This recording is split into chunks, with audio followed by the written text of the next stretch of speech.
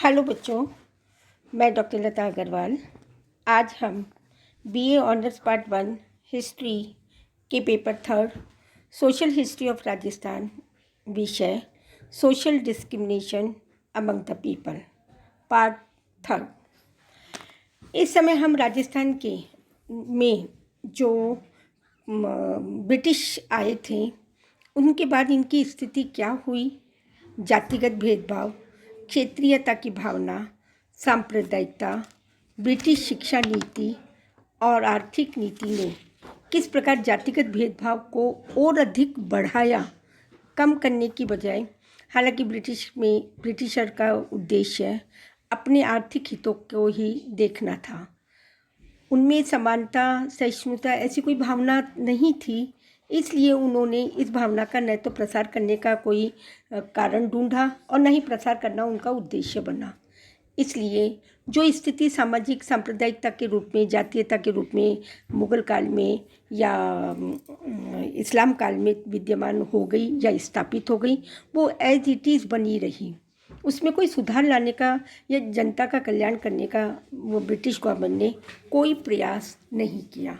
उनका उद्देश्य राजनीतिक सत्ता हथियाना और आर्थिक लाभ प्राप्त करना रहा था।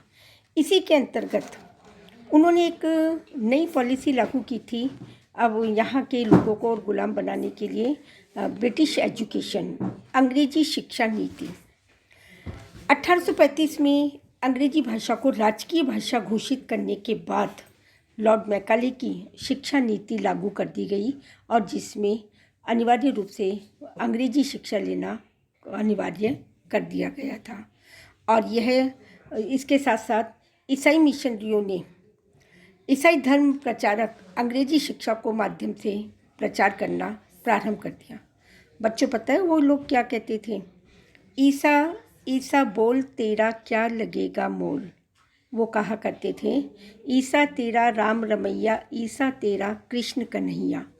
तो ऐसे जब हिंदुओं को, जब वो मिशनरी स्कूल में गए तो उनको पता पड़ा कि वो लोग क्रिश्चियन जैसे या अपनी धर्म जैसे आचरण करते हैं, तो उन्होंने स्कूलों का बहिष्कार किया और जो आर्य समाज ने दयानंद वैदिक आर्य पाठशाला जो खोली, उनके अंतर्गत उनको प्रवेश देना प्रारंभ कर दिया। उनको वो अछूत मानने लगे, उन्हें मलेच्छ मानने लगे इस्लाम की तरह।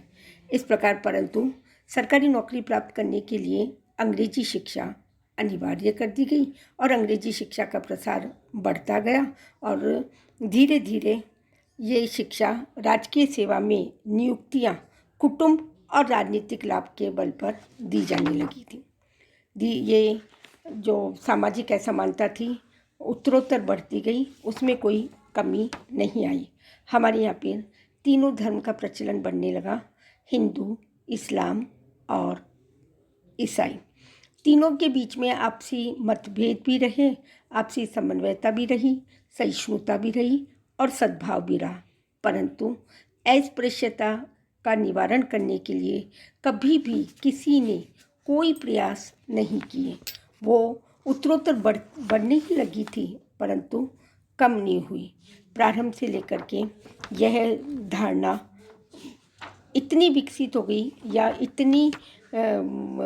इसकी जड़ें इतनी मजबूत हो गई कि किसी ने इस कल्याण की ओर ध्यान ही नहीं दिया।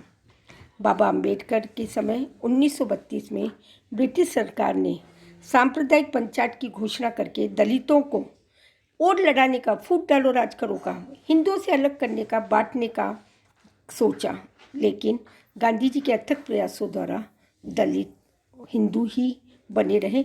उनका उद्देश्य था सारे दलितों को ईसाई बना देना, भारत के हिंदुओं को बांटना। डिवाइड एंड रूल की पॉलिसी थी, तो वो चाहते ही यही थे कि भारत के हिंदू अलग हो जाएं और हमारा यहाँ पर राज्य स्थायी रूप से बना रहे। पर गांधी जी के अथक प्रयासों के माध्यम से दलित वर्ग, हम दलित के साथ कुछ भी करें, जैसे तिलक ने नारा दिया था, स्वराज मेरा जन्मसिद्ध अधिकार है और मैं इसे लेके रहूँगा। हमारे यहाँ पे रीति रिवाज, परंपराएं, प्रथाएं कैसी हैं, उसके लिए ब्रिटिश गवर्नमेंट को हस्तक्षेप करने का कोई अधिकार नहीं है। गांधी जी ने दलितों को की रक्षार्थ उपवास किए, हर संभव प्रयास किया। अंबेडकर ने घोषणा की, अछूत भी शिक्षित होंगे तो हम आपस में भाईचारा बना रहेगा, अत्याचार के विरुद्ध हम संघर्ष करेंगे। 20 मार्च 1927 को दलित स्त्रियों को संबोधित करते हुए बाबा साहेब अम्बेडकर ने कहा, अपने बच्चे को स्कूल भेजो।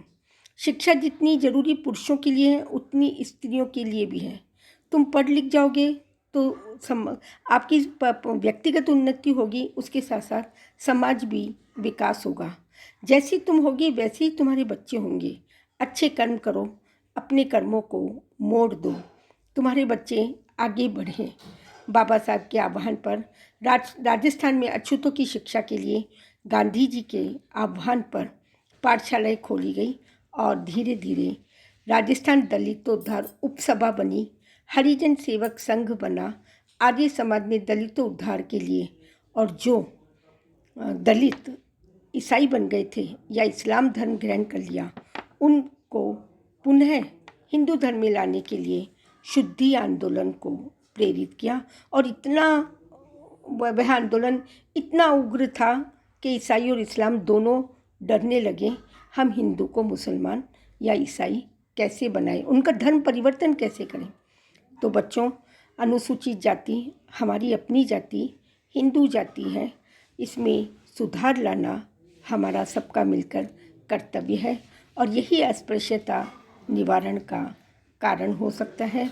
अज्ञानता समाप्त हुई, शिक्षा को बढ़ावा मिला और हम धीरे धीरे चारों जातियां बिना किसी भेदभाव के हम एक दूसरे के काम आने लगी और हमारे समाज में चारों को शिक्षा के माध्यम से सरकारी नौकरियों में ही नहीं बल्कि निजी नौकरियों में भी समान रूप से स्थान देने का प्रयास किया गया। धन्यवाद।